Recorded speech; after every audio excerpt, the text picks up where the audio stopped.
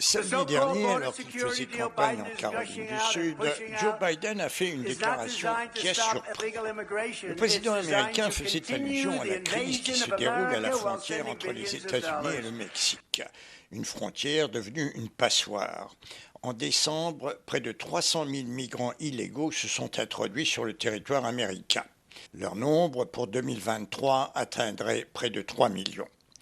La situation est devenue intenable économiquement pour les États-Unis qui les accueillent et politiquement pour les instances dirigeantes.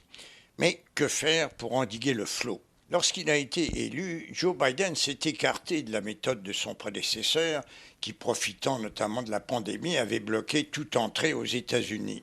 En levant les restrictions imposées par Donald Trump, le nouveau président a donné l'impression aux migrants qu'il leur serait plus facile de franchir la frontière.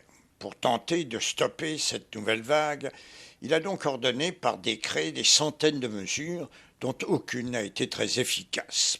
Seule une réforme profonde du système d'immigration pourra ramener l'ordre à la frontière tout en permettant à ceux qui cherchent légitimement l'asile de pouvoir être admis aux États-Unis.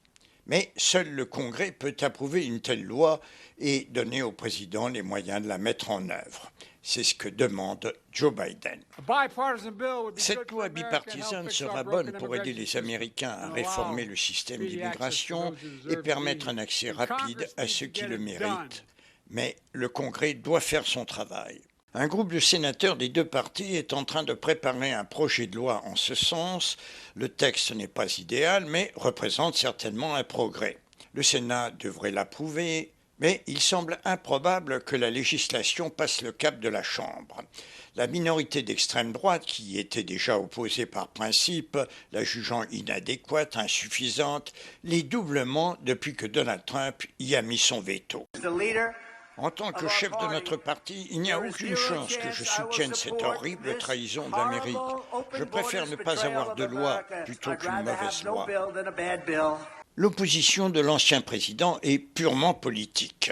Il ne veut pas, si la réforme est adoptée, qu'elle bénéficie à son rival. Il veut, s'il est élu, être celui qui est responsable de cette réforme. Même chez certains républicains, ce calcul politique est mal passé. Le sénateur Mitt Romney, ancien candidat à la présidence. Je pense que l'immigration est une question importante pour Donald Trump et le fait qu'il a fait savoir aux sénateurs républicains et aux membres de la Chambre qu'il ne voulait pas résoudre le problème parce qu'il veut blâmer Biden est vraiment odieux. Pour une fois, les intérêts de Joe Biden et de Mitch McConnell, chef de la minorité républicaine au Sénat, concordent. Les deux veulent continuer d'aider l'Ukraine. Or, les républicains n'approuveront une aide de 60 milliards de dollars à Kiev que s'ils obtiennent satisfaction sur l'immigration et la sécurité à la frontière. McConnell va donc encourager les sénateurs républicains à approuver la loi bipartisane avec l'espoir que la Chambre fera de même, en dépit des consignes de Trump et de l'opposition des ultras, car en la torpillant, ils prennent le risque de se voir accusés d'avoir abandonné l'Ukraine et nui à la crédibilité des États-Unis auprès de leurs alliés, alors que les démocrates pourront les blâmer d'avoir bloqué des réformes qui auraient réduit le nombre de migrants clandestins. À Washington, Claude Porcella pour Média.